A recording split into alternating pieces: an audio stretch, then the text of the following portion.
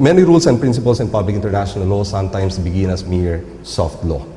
When we say soft law, it's not yet a binding obligation, but it is a precursor of a binding norm or obligation.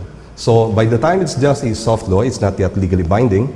An example is the 1948 Universal Declaration of Human Rights. At the time it was adopted in 1948 by 48 member states in the General Assembly of the United Nations, it was understood as a mere expression or a statement of aspirations of several states insofar as observance and respect for human rights is concerned. But it was not understood as a legally binding obligation because it was not adopted and ratified as a treaty by the member states.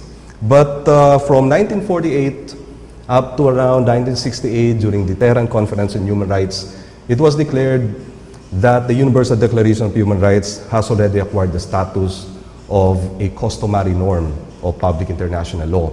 It is because of the acknowledgement and recognition, or you may say acquiescence of states. Since 1948 to 1968, not a single state declared that it is opposed or that it is objecting to the fundamental principles that are announced or expressed in the Universal Declaration of Human Rights.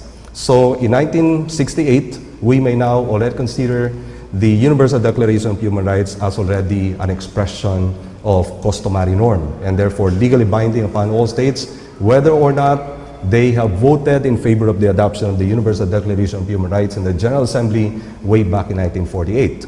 And you may also say that from 1968 up to the present, again, not a single state expressed any objection to the legal or binding effect of the Universal Declaration of Human Rights. And so, at the moment or at present, we may already consider the Universal Declaration of Human Rights as a legally binding obligation and therefore considered to be a hard law in public international law. If you like videos about the law and the bar exams, subscribe to our YouTube channel and follow us on Facebook because we have lots of more videos coming.